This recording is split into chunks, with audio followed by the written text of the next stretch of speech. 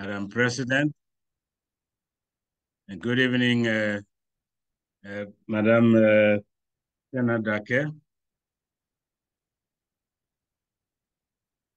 We've basically just gone through the welcome address and administrative directives by Celestia. I think the next item on the agenda is for the President and Chair of the Governing Council of the Institute of Directors, Ghana, Reverend Mrs. Angela Kamen Appiah, Fellow of the Institute of Directors, to deliver an opening remarks. Madam President, may I invite you to deliver your opening remarks. Thank you very much, Dr. Brima, and good evening to each of you. I noticed the Vice President, Mrs. Asare-Yeboah, is also on the call. Good evening, Madam Vice President. Good evening, Madam President. Good evening, all. Thank you very much. We bring you greetings from the 10th Governing Council, and we are very happy once again to have this session with us. We are very mindful that our businesses that we operate run on certain strategic thrusts. We are familiar with strategic documents. We are familiar with corporate strategy. Today, we want to go deeply a bit more into what makes corporate strategy very meaningful to us. Our strategies and the work that we do to ensure that we operate businesses as going concerns must be taking cognizance of the fact that we are operating in an environment. Every business works within certain environments. And for us, we want to be mindful that we are very, very appreciative of the environments in which we operate. It is often said that when the last tree dies, the last man dies. We operate in an ecosystem, and we must appreciate the interconnectedness of this ecosystem and work towards harmonious coexistence so that at all times we strike the needed balance. We only have one planet to live in and to protect. And we have heard a lot about global warming. And of late, the increasing concerns that we all have on our side of the world concerning illegal mining and the threats that it poses to all of our livelihoods. You have a part, I have a part. We want to be walking the talk of sustainable development. And we want to go the way that we point as leaders. And so today, we have come to listen to a very dear topic, integrating environment, social, and governance reporting into corporate strategy. And we are happy to have the first woman fellow doing this for us in a special month for women, for which reason our colors are pink. And so, as we sharpen our swords, so we become more effective and stand tall in our spheres of influence, we have come once again to listen and to contribute. Thank you very much. Thank you so much, Madam President. The next item on the agenda is basically the introduction of the speaker. And it's my good self who's going to humbly do this. Madam President, as you concluded your opening remarks, you basically did indicate that the subject or the topic for discussion basically has to do with integrating environmental, social, and governance reporting into the corporate strategy. This is clearly taking a central role as far as corporate reporting is concerned. And for that reason, we have two new standards already, IFRS 1 and RS 2, basically now, in force, if you like, albeit voluntary with an implementation period.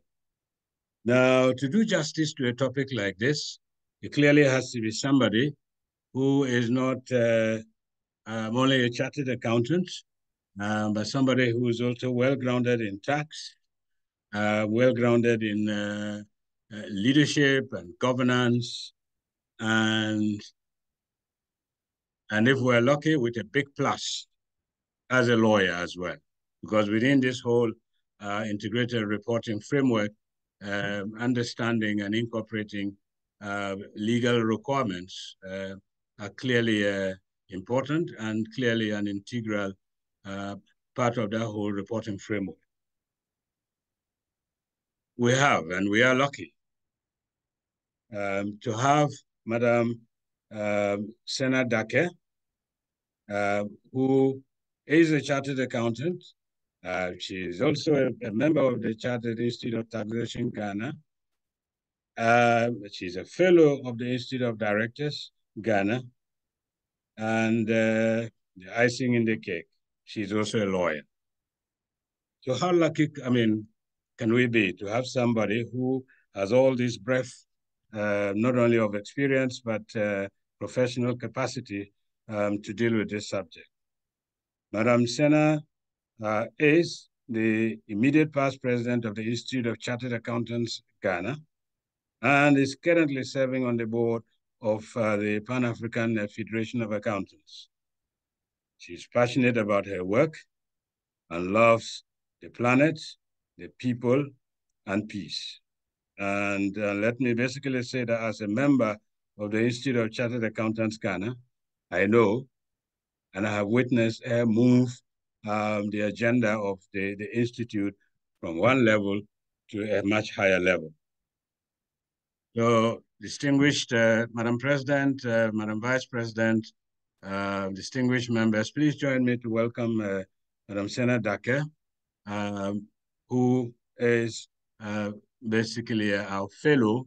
I'm going to handle this very important topic today. Welcome, Madam Sena. Thank you very much, our CEO, and good evening to you all, ladies and gentlemen. Much respect to our leadership, especially Reverend Angela Kamen. I'm very glad to join you in this roundtable conversation. And it's a very difficult moment for me because less than 30 minutes ago, I lost a very close friend. And I was asking myself whether I'm going to sustain in this lecture or program. But thanks be to God, we are going to have a very good overview of how we can integrate environmental issues, social issues, and governance issues into corporate strategy. I would first of all want Celestials to play a short video, and then we will delve into more of not the theory, but what practically we can do. Ladies and gentlemen, please enjoy this video.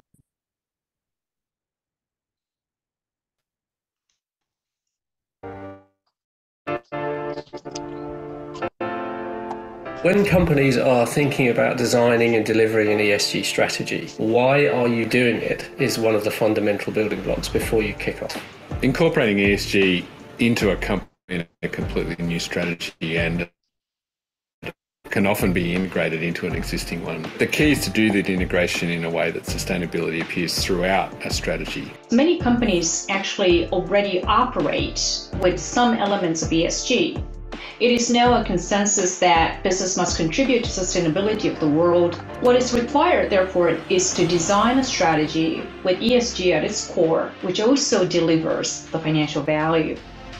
I think the link between ESG performance and value is becoming slightly better understood, thinking about sustainability as a way of creating value from the start. not thinking about it as metric demands and then working out what is to address this disconnect between the ESG performance and enterprise value. One is through having short-term quantifiable results, linking ESG and financial metrics on a small scale while having a broader narrative about ESG strategy. The other is for investors to accept a certain set of ESG metrics as a part of corporate performance.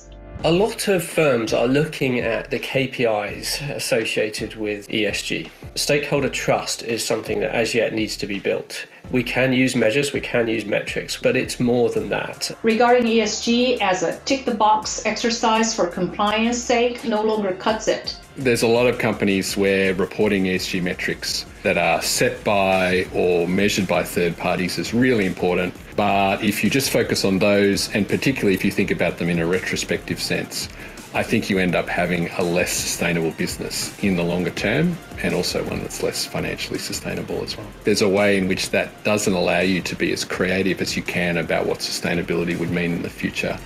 Investors,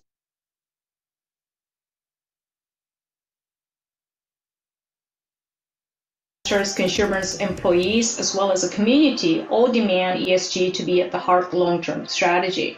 ESG is more of a balanced scorecard. The top agenda point is different by different business. Some businesses actually are not dominated by the environmental agenda, but they're dominated more by the socialist dominates. The more successful businesses that are able to think about sustainability in the long term are more likely to get support for other long-term initiatives. Their investors and their stakeholders will know that a business will be around and serving their needs into the future.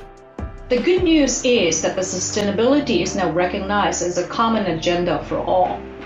Companies can band together to address, sometimes teaming across industries.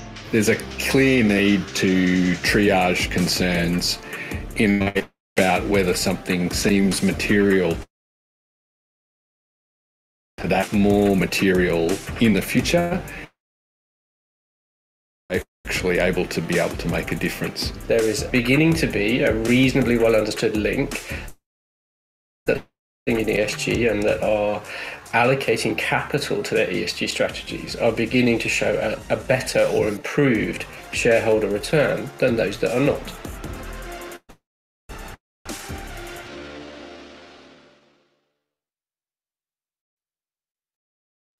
Thank you very much, Celestia. And that is a very short video from Ernst & Young. And I give credence to all the big four who have also done similar videos that are ready to help us to understand and appreciate our ESG and how it can be used profitably for our businesses and ourselves. Ladies and gentlemen, ESG started a very long time ago, and even in the 1950s, the issues of ESG that was discussed were around business ethics, social responsibilities, and in the late 90s, we had the UN Environmental Program coming up with encouragement to financial institutions to promote sustainability, sustainable economies. When we come down to the 2000s, we have the UN introducing the term ESG in their quotes, and who cares wins and quotes. So I think the ESG is not a new thing to many of us here, but what is going to be an add-on to today's conversation is we having a refresher on the core pillars of ESG, having an appreciation of the corporate strategy. We talk about it a lot, but we'll have a little overview. We'll discuss the challenges when integrating ESG in corporate strategy. And we'll also look at Ghana's commitment to ESG and sustainability reporting and have some outcomes of recent sustainability surveys. Ladies and gentlemen, Our business world today has ideas of success, not only for profits from the business we do, but for very non-quantifiable events or activities that we undertake. Many companies are increasing their way of assessing how they impact the environment or how the environment and societies are impacting on them. And then also looking at how they are governed. This interest is basically expressing the concept of the environmental, social, and governance in certain criteria which we currently use and which are not limited to those criteria, because it keeps expanding, and you may take what affects your organization, and then some other organizations may take the rest, which may be relevant to them. In all this, we are looking at sustainability, ethics, and accountability, which were kind of the very first thoughts that started in the 1950s, as mentioned earlier, except that we have added on, and here we have pillars for each of the letters or the alphabets. And we know E stands for the environment. And what E basically focuses on is how our organizations are able to impact on the environment or planet, and how the ecosystem impacts on us. Some impacts may be material and some may not be.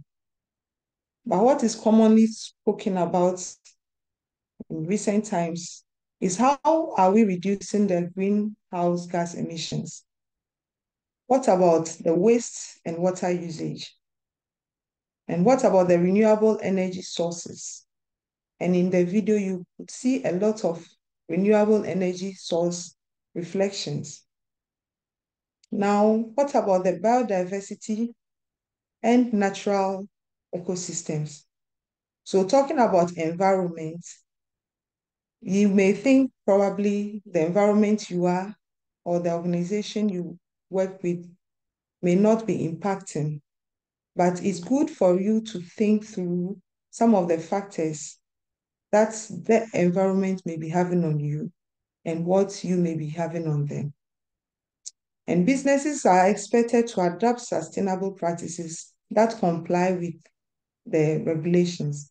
And that is why we have organizations like the EPA, the Forestry Commission, and many other institutions and CSOs that are set out to delve more into the environment and help us to improve on where we are. Ladies and gentlemen, when we talk about the social, a lot of things comes to mind, but permit me to just list a few. The stakeholders that makes us feel we have society, our employees, the customers, suppliers, and we think about labor practice issues, the working conditions, promoting diversity, inclusion, and human rights. There are a lot of companies that really succeed because their employees have said a good word or have given a recommendation that has been picked by an investor or by a potential investor. Reducing employee turnover and gaining reputation, higher reputation, are all things that affect us within the society or social pillars of our business. What about governance? Referring to governance brings to mind closely leadership, executive roles, structures, controls, practices, risk management, and so on and so forth. But we cannot talk about governance without talking about the vices like anti-corruption, anti-money laundering, and such things that can bring our reputation to zero. It's good we keep in mind that having a diverse and independent board of directors, and here we are proud that Institute of Directors is doing so much and has entered into several collaborations to enhance the board of directors of many organizations. Ensuring transparency and aligning executive compensation with long-term business goals is very key. Ladies and gentlemen, this is just a picture of how the three environmental, social, and governance have come together to help us to see the big picture of our planet or our ecosystem. I've mentioned some of the items already, but these are very key things which affect ESG. Bringing our mind to ESG, I would like us to also look at corporate strategy. And what do we mean when corporate strategy is being mentioned, or what comes to mind? We think of vision, we think of mission. Sometimes we are thinking of market analysis and the fact that understanding market dynamics can help us beat our competition. We also sometimes talk about the strategic objectives, which may be long-term, short-term, or resource allocation. And then we also think about the competitive advantage that we may have, even within differentiation of our unique products and propositions. Ladies and gentlemen, corporate strategy simply refers to the overall plan and direction that our companies take to achieve its long-term goals and objectives. What we are looking at in corporate strategy is a dynamic framework that guides a company's direction and helps to adapt changes in our businesses. Where our corporate strategy is effective, there is continuous assessment and there is growth. There are so many factors in this picture here which tells all the story about corporate strategy. Ladies and gentlemen, we talked about ESG as if they were working independently or having principles that were independently moving in different directions. But that is not it. When you have environmental, social, and governance being integrated, there are certain times that there are commonalities. Of course, we cannot say biodiversity is necessarily just governance at the forefront. It may be biodiversity at the secondary objective level, or air quality. When you talk about air quality, one thing that comes to mind is first the environment and then the social. So there may be times that certain activities or terms may cut across between these three, but there is one or two that may just be limited to two of them. For instance, stakeholder engagement. Stakeholder engagement is very important when it comes to social change or transformation. It's also very important when it comes to governance, but we can't also take it out from environment. And what about anti-bribery and corruption? I think that's one. For some, it is in the middle. And that is where I want us to look at the integration from the angle of value, the angle of ethics, the angle of us being more accountable. The ESG that companies benefit from are those that help to mitigate risk and drive innovation. We talk about ESG as if when you have ESG principles, you are going to definitely make profit, but that is not it. You can also have losses, or you can also have situations where it will not work for you. But depending on how you apply the principles, depending on how it is well integrated in what you do, you can yield the optimum. So by adopting ESG practices, companies are able to seize new opportunities and attract responsible capital and build resilience against various risks. Ultimately, we will be having ESG falling very well within our long-term success. It doesn't also mean that whilst we are integrating corporate strategy, our ESG into our corporate strategy, we will be having it all smoothly. There are times that we will be having challenges, and these challenges have been tested for various activities within this environmental, social, and governance. And this is just a few. The challenges that we should expect include data collection and quality, lack of expertise, cost implications, technology, systems, materiality assessment, stakeholder engagement, and so on and so forth.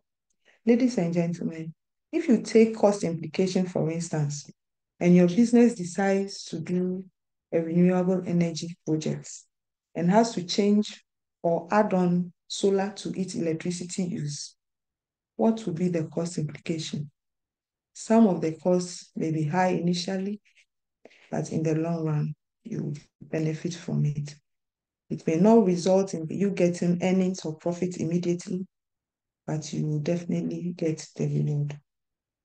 Some stakeholder engagements have resulted in having our corporate strategy being well spoken about and understood. And it is only when it is very well understood that it can be implemented and the achievement of objectives will be realized.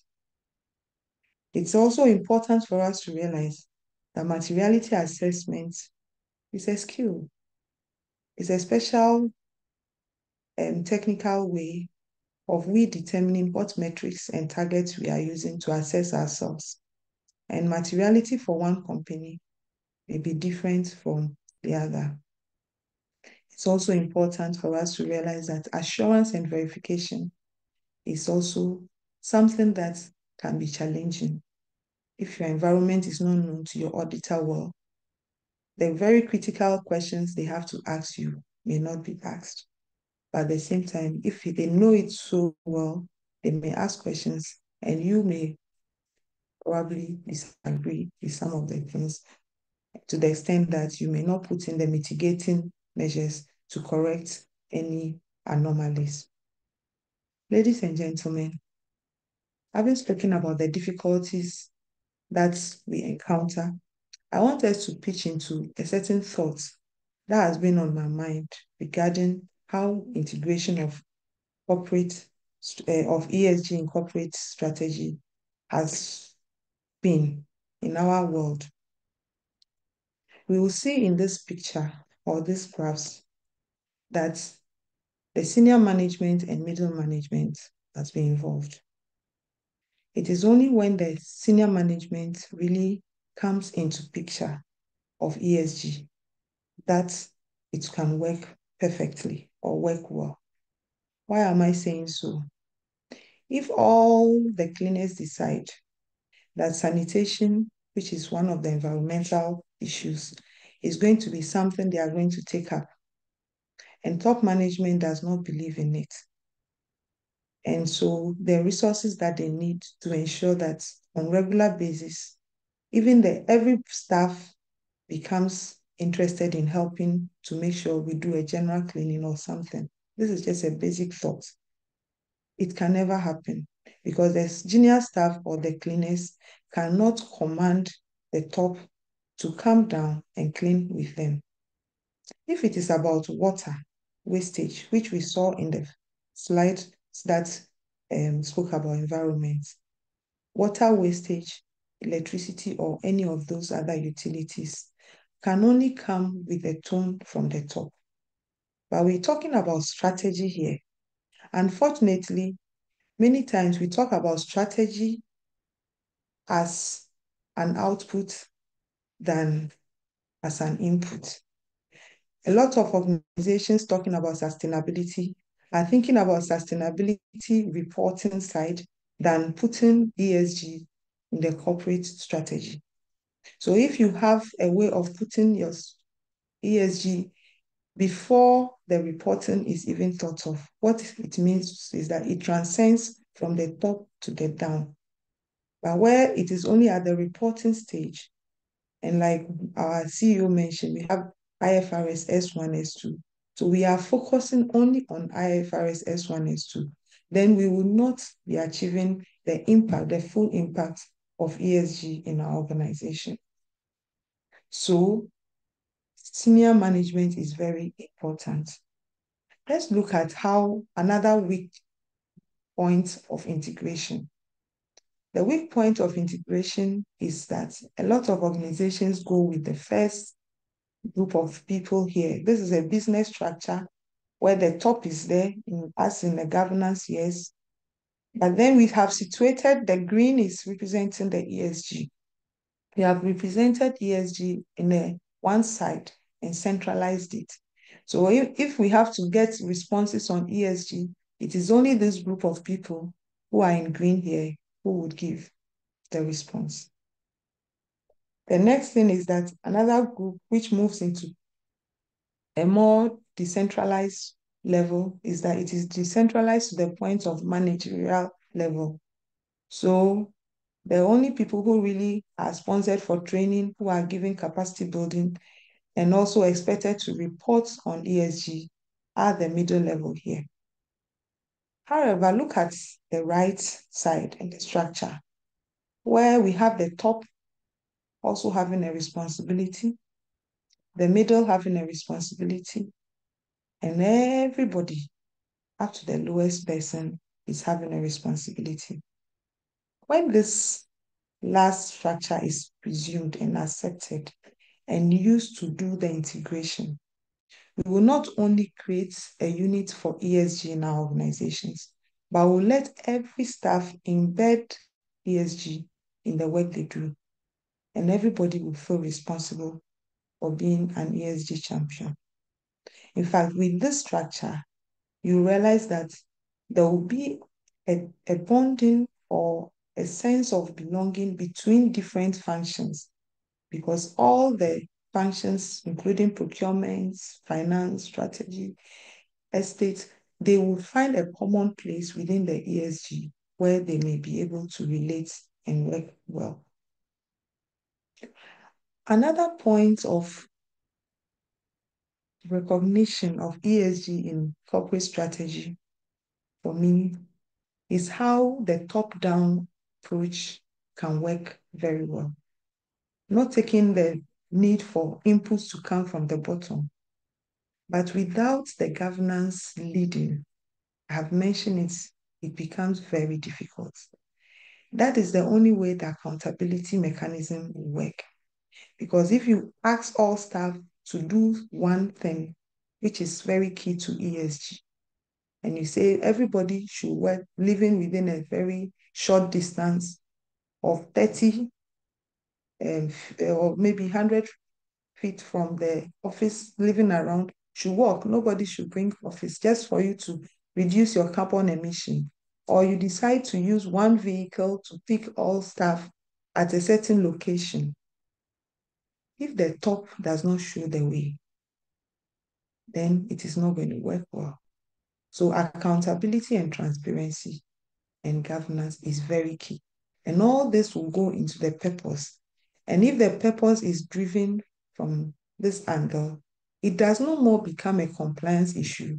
It does not even become because my boss has said it, but it becomes a culture. And that is where we have to start thinking about making ESG not just a compliance issue, but something that should become a value-driven purpose for each and every one of us. Yes, we will need strategy, and these strategies must be focused and very diverse and inclusive. We also need organizational designs and be able to communicate our relationships appropriately. Ladies and gentlemen, I've spoken a little about integrating ESG, and I think that the few points of aligning ESG with core business goals, embedding our ESG in decision-making, integrating it into our risk management, and fostering innovation and growth are very key for us to have a successful corporate strategy. I can't do this part without mentioning, ladies and gentlemen, something that is so dear to my heart, and that is Ghana's commitment to sustainability. Ghana has been very steadfast in making commitment to sustainability, and I'm very proud of us. Barely 3 weeks ago, our president was in Germany and he was talking about Ghana's commitment, and somebody in the crowd was able to tell that they are part of the ISSB, which is the International Sustainability Standards Board, and that Ghana, being an early adopter, is well recognized. Adopter of what? Ghana is an early adopter for the IFRS S1 and S2. At another forum, I may have opportunity to tell you more about IFRS S1 and S2, but it is very important that we keep in mind that our minister and all our top officials have been making commitments to having ESG embedded in our way of work. Ladies and gentlemen, the IFRS I spoke about, which CEO also mentioned, is out. ICA Ghana has issued it, and we have a voluntary period between now and 2026. There is also capacity building that is needed, and we need to do this to gradually get into the mandatory period of 2027 to 2028. I would want to end with a few outcomes of some surveys.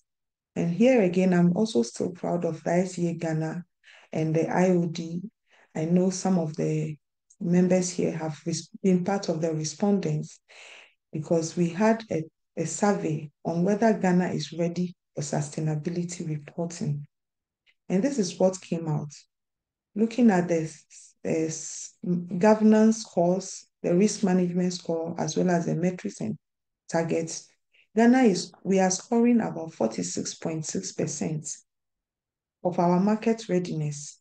It means we have not got the pass mark of 50% if it were one of our IOD's exams. But on a more serious note, it looks like we have a lot of service sector players. The service sector players was about 43.6% of the 241 entities that were sampled. It also revealed that we had about 22% which were coming from the financial sector. But what was interesting to me is the level of investments that these organizations were ready to make. Not necessarily the service, I'm just giving that as the statistics, but in a very high level selection of which range of investments will be applicable, and these are in cedis. We had the greatest number selecting 100,000 to 250,000 Ghana cedis. About 45% we want to invest just 250,000 cedis.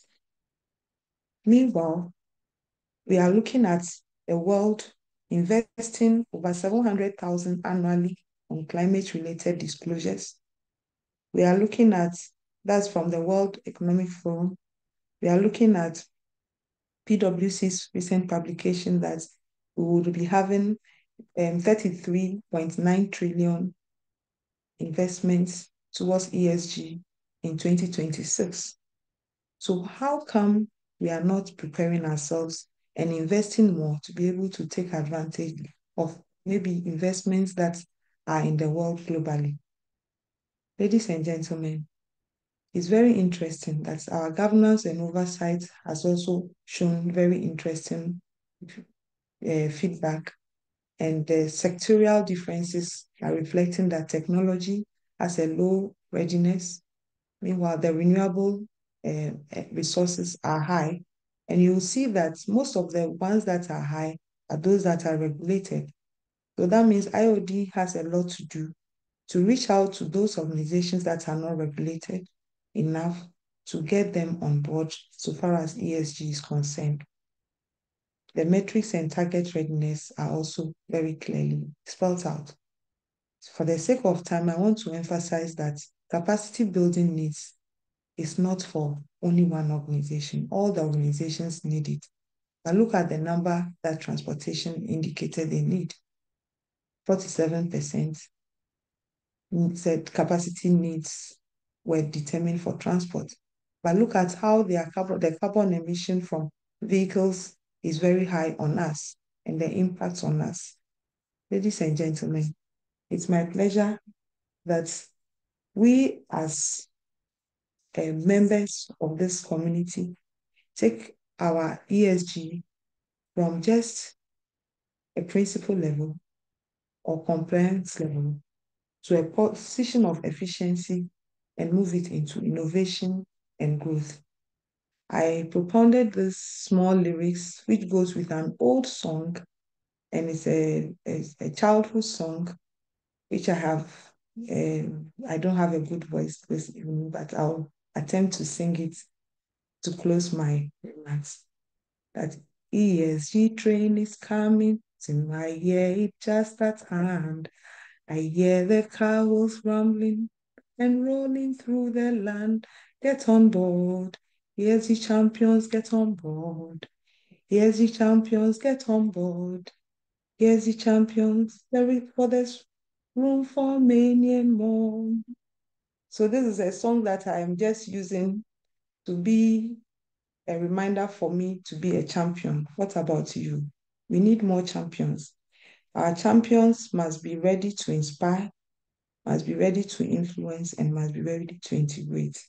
We should not just be complying with ESG principles. We should let it become our culture and value. Thank you very much for your attention.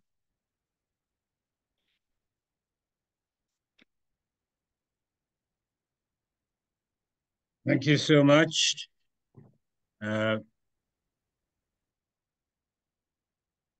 For this, what I would call short but extremely loaded with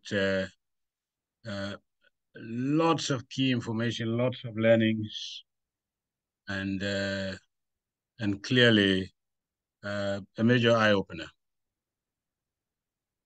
I believe that we've all attentively listened to her, and therefore we are now ready basically to ask questions, seek clarifications,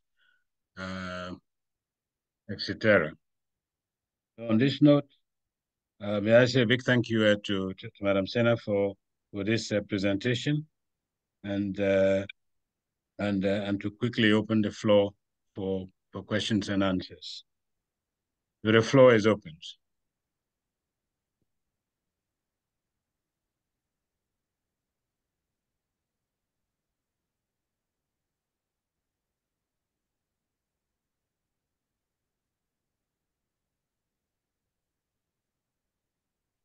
The floor is open, please, for questions.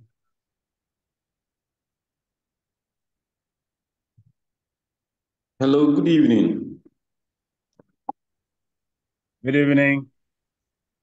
I want to ask a question. Okay. Okay, so in the presentation, Madam Sena, showed us the survey results on the readiness for Ghanaian businesses. I just want to ask, from where she sits, I mean, being previously the past president of ICA and a fellow at IOD, can she tell whether, apart from showing readiness, whether companies have actually, taken the step to integrate ESG. I know the ICA has given the guideline and a period of time for adoption. But I just want to get from here the feel, whether there's that drive, whether there's that push, and not on multinationals, but like, local Ghanaian businesses, whether there's a drive for them to really, really take up this and integrate into their operations. Thank you. Okay, thank you very much. And I think that we have a long way to go. And this is where IOD comes in strongly, because IOD being the institute that kind of oversees our board, and the fact that when we talk about corporate strategy, we can't take the board out. It means that IOD would have to draw several programs, and one program will not fit all. I am aware that IOD is in a collaboration with SIGA for the public sector, board of directors, education on governance and all that. But then it can only be very beautiful if ESG, which is already embedded, is taken as one of the priorities. There are so many topics within corporate governance, and IOD does very well in delivering. But then it is very, very important at this point that ESG becomes one of the top priorities for that engagement. I also have I'm also aware that IOD has something to do with the financial sector with the World Bank. And these supports that are coming to IOD must impact. It must not just be people going for workshops, people attending programs to educate themselves and ending it there. The people who attend or the participants must also bring up their action plans, and those action plans can be monitored in a way. It can be done remotely, but IOD can have a way of making ESG more embedded by its review activities. So beyond that, I want to recognize institutions like Impact Investments. It's a good civil society organization that mostly brings other CSOs together to do certain activities and take action plans. PAFA, that's our Pan-African Federation of Accountants, recently supported ICA Ghana through the funding from FSDA for certain capacity building to be done. So what is important is companies need help, and we need to hold hands of some of them, especially the SMEs who do not have the capacity or resources to afford very expensive training and development. Thank you. Yeah, just to add a little bit more from the side of the IOD,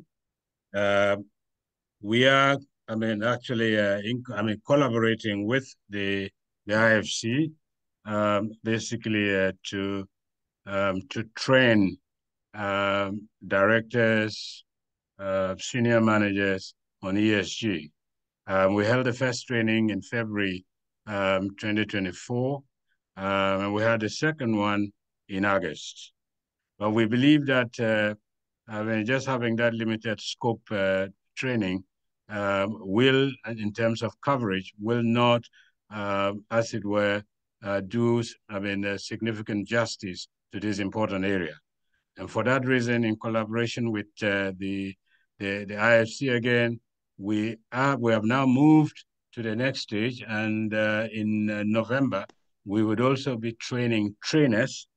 The whole idea is to have a lot more people capacitated in providing capacity building support in this area. And that's basically what we are looking at.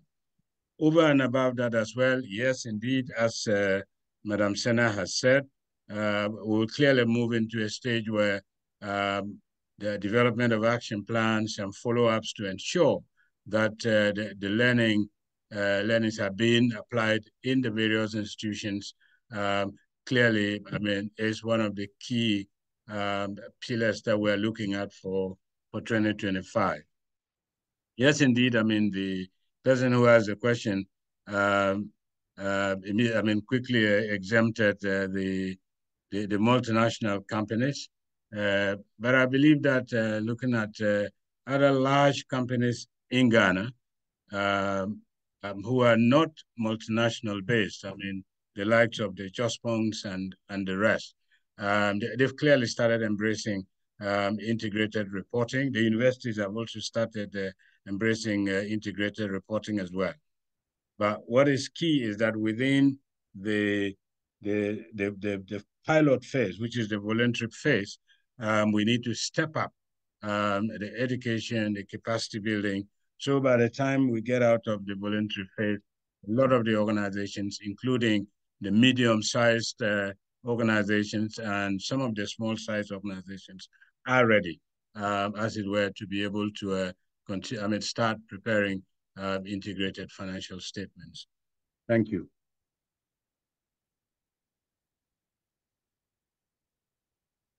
Any more questions?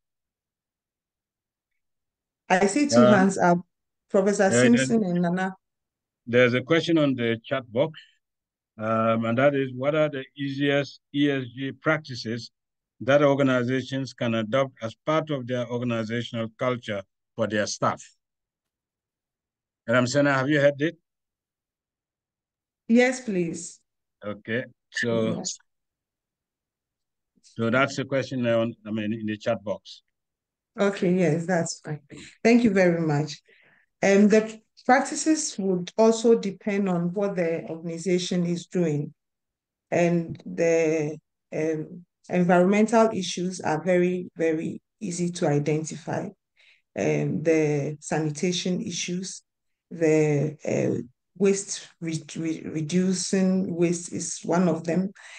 The governance side, for instance, the AML, which is one of the very beautiful laws that we have now, would also help to get our staff. Not only do we have to get AML to know our customers and deal with our customers and report them to FIC, but sometimes our own staff may be even tempted to be part of the AML, the money laundering process.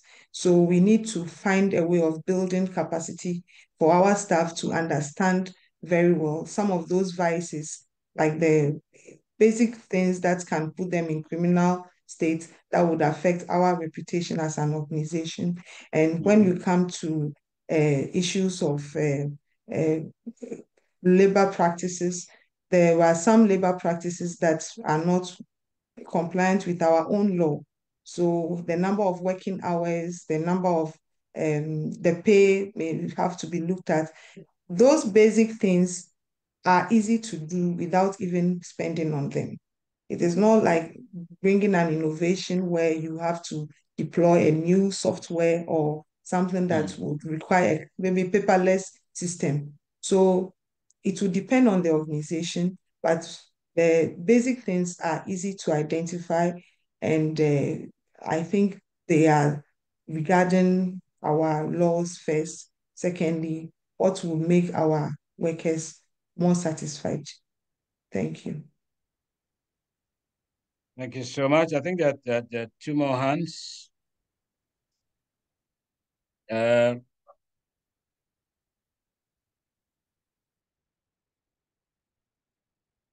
Just one sec. Where are the hands? I think Michael Miracle is on. Michael. Yeah, we have Michael Miracle, Dr. Samuel Simpson, and Nana Kobina. So let's take our turns in that order.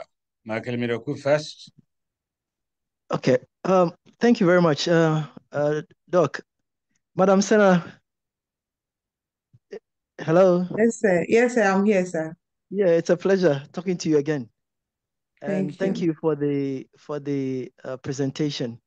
Indeed, ESG is an issue that is of very utmost importance, and it's good that as IOD members we should be abreast and we should champion it the more. I come from a financial institution background, and therefore in my bank, this is something that the management is taking very seriously. Where staff are being taken through this very important subject, which is to come into effect. And if you look at where we are operating, ours is to maybe as an example, if we're lending, when we are giving out facilities, we'll be looking at facilities that's tailored towards institutions that are embracing ESG. So for instance, I'm not at a point in time, I'm not going to give money out to somebody who is going to degrade the environment or do something that will harm the environment. This is something that it's important. As an example, something that we have to do. My what I wanted to ask is, are you going to make this presentation available? Is the recording going to be available so that maybe we'll go through it again? That's Yes, my question. Yes, To please. you. Yeah, And yes, that's why I'm coming in, just to thank you for the presentation. Thank IOD for the presentation and the importance that this, I know people might not understand, it's still new, it's a new concept. So people might not, but this is really important issue. So I'll end here for somebody else to Yeah, go. yeah, Okay. that's Thank fine. you. I think what Novartis, they are a healthcare service providers, or they deal in healthcare. And they say at a point it's not the financial that was their target. So what they sought to do was just to look at how they can assist the neglected diseases and reach out and support. And they were doing that and had to invest about 1.85 billion. And what they told themselves is, if it adds value to some people and they don't even get any returns, they would appreciate it. But if at the end of it, it yields. And surprisingly, when they spent that kind of money, they yielded more than they expected. So in a way, organizations who are investing in ESG are making very, very great results in their finances indirectly. But I see Professor Simpson's hand has been up for a long time. So yes, but he's actually next in the queue, in actually no particular order.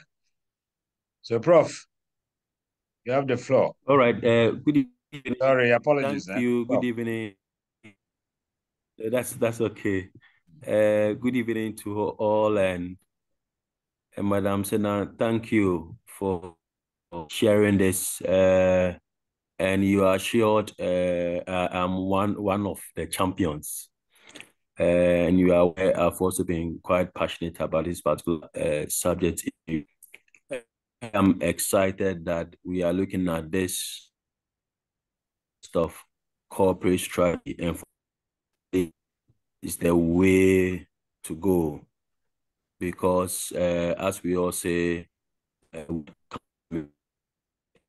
will be assessed.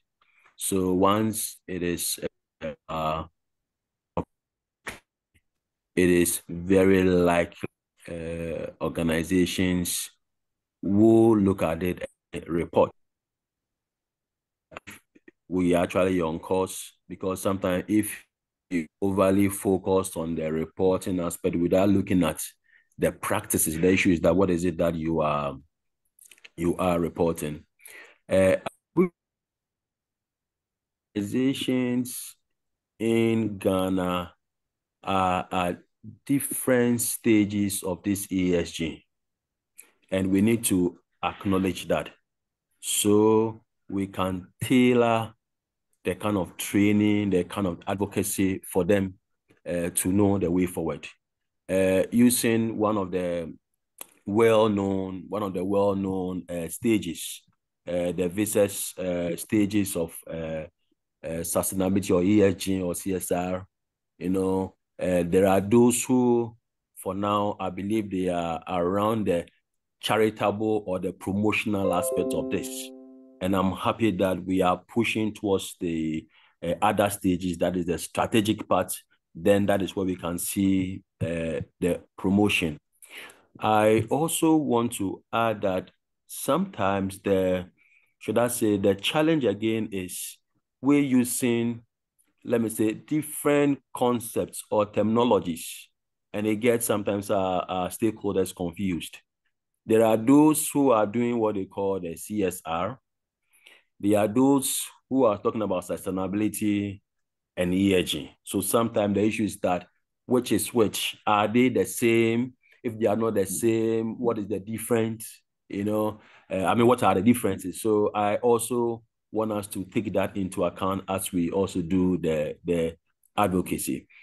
From my research too, I noticed that we have two groups of people, organizations. Those who are adhering to or pursuing this ESG thing, okay, because of, let's say, mandatory purposes, because they are listed, so they are doing that, because their financiers are demanding, and so on and so forth. There are those who perhaps want to do that on a voluntary basis, okay? So in that particular category, very often than not, they want to see the business case. So I think that we perhaps want to look at, like, I love what you shared not too long ago about a health institution, what it is that they did. I think that it would be really, really useful for us to get, business cases for these things from companies, from our context. And for me, I believe that many people will get to see what it is that we are doing. So once again, congratulations. This is very, very useful, and you have me on your side. Thank you. Thank you so much, Prof. Nana Yeboah. Nana Yeboah, the floor, please. Yes, sir. Yeah, thank you very much, sir, and thank you very much, madam, for the presentation. I wanted to get your comments on this. Many people do not have issues with the E part of the acronym, and of course the G part. Now, when it comes to the S part, the social, there are certain concerns that have been raised around it being used by certain ideological groups to force certain ideologies down in many parts of the world. I mean, beginning in the US and other parts of Europe. And of course, when these things happen, it is those of us in Africa who seem to be at the worst part of the receiving end. I'm talking specifically about using the social side of things to promote certain things which may not be in tandem with certain cultures and so on. I'm speaking specifically about the LGBTQ agenda. Comment on this, please. Thank you. Okay, so the bottom line is there diversity and is there inclusion? That is it. Because when a culture frowns on certain beliefs, and somebody is within the culture or living in that culture, we are told that when you are living in Rome, do as Romans do. So if I, being a Christian, go into an Islamic community where you cannot be allowed to walk into their cemetery with your hair bare, then you have to go by what they do. So depending on the culture, depending on the environment you find yourself, you need to look at adjusting it. That should not take away the very fundamental need of our diversity and inclusivity. So I would rather situate it in the context that in our culture in Ghana, a lot of our beliefs do not accept it. But in some other cultures, it is acceptable. Our culture or our environment has certain things that we do, which they also frown on. So we would have to balance it and live peaceably. The most important thing is that all the nations that form within the UN community believe in or have committed to the 17 Sustainable Development Goals. And if there is anything that hurts any of those Sustainable Development Goals, we need to look at it again.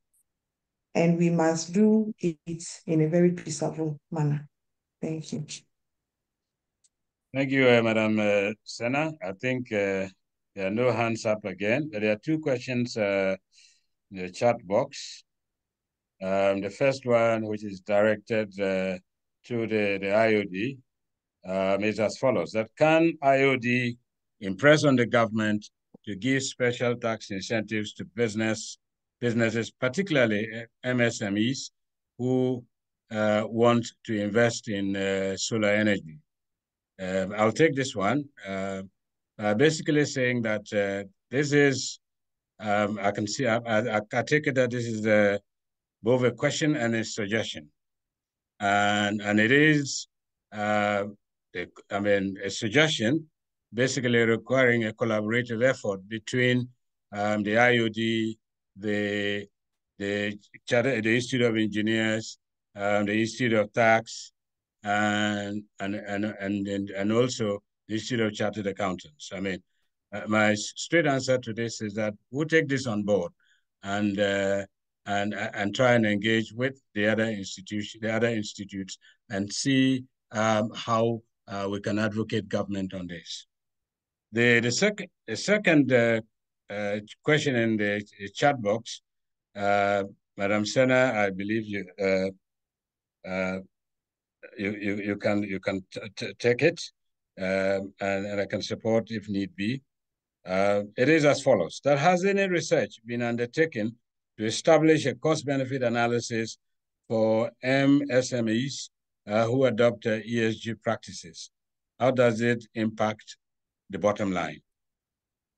And I think that, once we answer, brings us to the end of the question and answer session.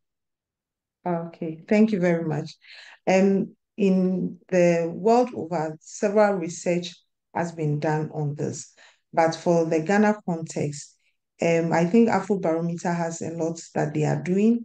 We would have to confirm, but I believe that ICA Ghana has something they are working on SMEs, which we could draw their attention to this particular need. There are several topics that a recently created research center on accountancy has been listed for their work to be published. But it is one of the very few centers or research centers in West Africa. I think this is the first in West Africa, because none of the other PAOs have it yet. And so within the list of areas to look at, one of them is the research aspect, or the survey report, which an aspect was shared in my presentation. The other part that is very key, which I know it's almost done, is having a look at the impact of implementation of standards. And that does not necessarily limit to the SMEs, but it's a good thing that you have brought up, Eric. I would take it up to the center's attention. I know they are doing something on SMEs. If they can give it a dimension to where you are putting it, that will be fine. Thank you. But so CEO said this is the last question, and so with your permission, I want to say that this ESG integration in corporate strategy is not a very difficult thing if we contextualize it and position it within our culture and make it more of a value creation thing, and be able to bring some innovation and growth within our organization. That is to mean we don't look at just the reporting on our ESG or sustainability reporting, but we are looking at traditionally starting from the top, starting from where our priorities are being set, and inserting the ESG in and carrying it through the processes of our work to the point of reporting. Traditional reporting should not also only be focused on compliance. And I like what Prof. Simpson said. He just hit the points I earlier made, that yes, compliance is where we always think of. We are afraid of being sanctioned, but that shouldn't be it. There should be it brings out a fundamental disconnect if we are only looking at the compliance. Let's look at the impact. Let's start measuring. And let's start talking about the value addition that we bring on board when we talk about ESG. Ladies and gentlemen, I'm very grateful for your attention, and I look forward to another opportunity. God bless you. Thank you so much, Madam Sena. Words alone cannot convey fully, based on the comments that I'm seeing on the chat box. Words alone cannot convey fully our gratitude to you for doing justice to this subject. Excellent delivery, eye-opening video, and clearly down to earth explanation of issues that on the face of each of them are not only complicated but difficult. The last point I'm seeing on the chat box is that you've done a great job. And from the side of the IOD, let me basically make not only a special request for today and tomorrow, but forever, based on your availability, that we'll keep knocking on your door. This is a key area, and we would want clearly to, as it were, champion the propagation of everything that relates to ESG, and therefore make it an integral part of not only corporate strategy, but way of work. Thank you so much. I believe I'll move quickly to the last item on the agenda. The beginning of every event, we always have the famous word welcome, and of course the end of it, we cap it up with closing remarks, and of course, if you have to do this for such an important subject and topic, clearly the arrowhead of the Institute of Directors is best suited to deliver the closing remarks. So, Madam President and Chair of the Governing Council of the IOD, may I humbly request you to give us the closing remarks for this roundtable discussion. Thank you so much, Madam President, and you have the floor. Thank you very much, Dr. Brema, and thank you very much, Madam Sena. We are indeed very happy to have joined this call to listen in.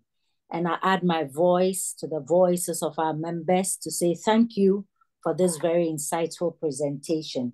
And for those who are asking, the link to our YouTube pages will be shared with you so that you can get a second, a third, and a fourth bite of this beautiful cake.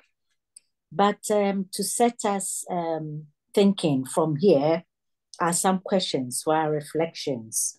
We have heard that corporate strategy is an overall plan and direction that the company takes to achieve long-term goals and objectives. Now, the question is, how familiar are we with our corporate plans? Do we have to revisit them? Do we have to start certain conversations mindful of the fact that we have a single planet and that we need to strike a balance? Are we even aware that the ESG pillars interrelate and connect, and that there are commonalities, for which reason we need this harmonious coexistence of our ecosystem?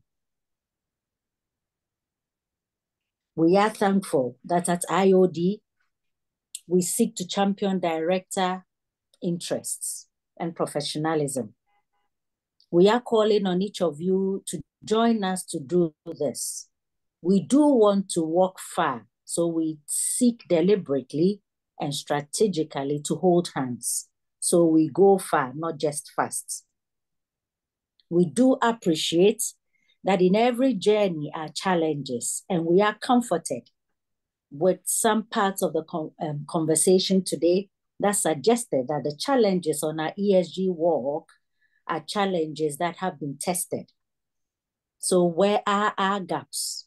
Is it in data collection and the quality of the same?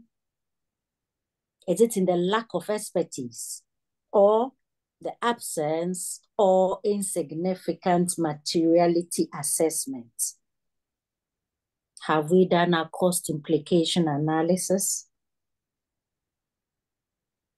How do we want to engage unregulated industries?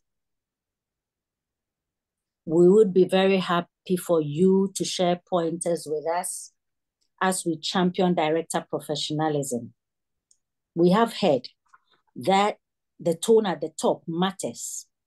So we must be deliberate and intentional at the culture, setting the right tone at the top. Ladies and gentlemen, I am happy to announce that the IFC is very much interested in helping the IOD to nail this.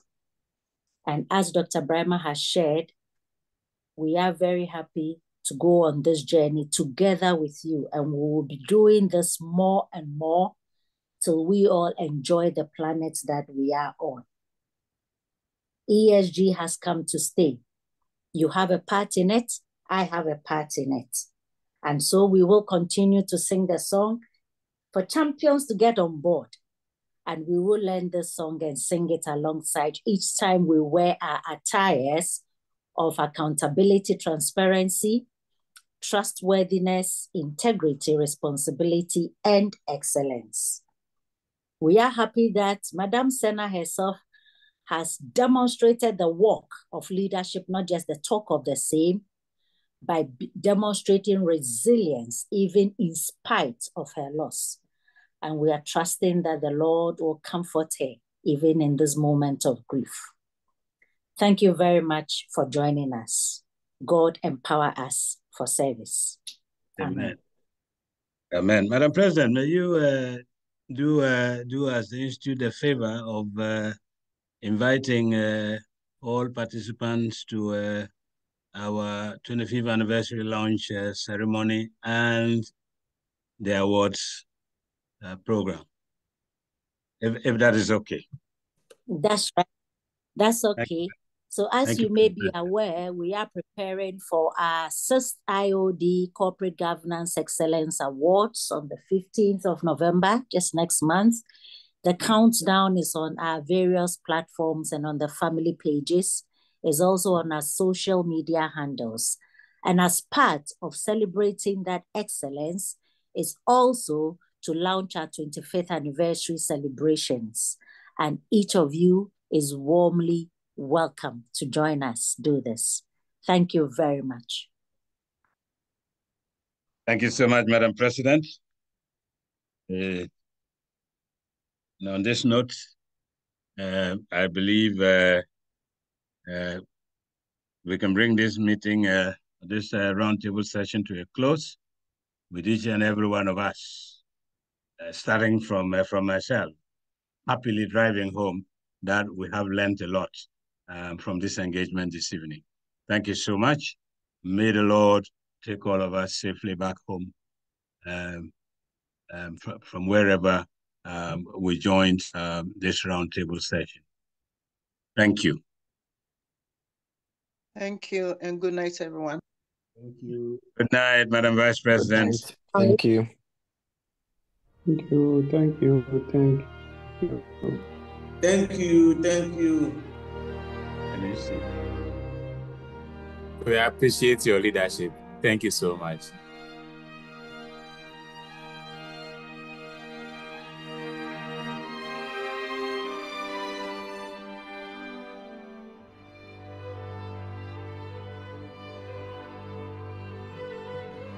Thank you so much. Yeah, no, it's good. It's always the topic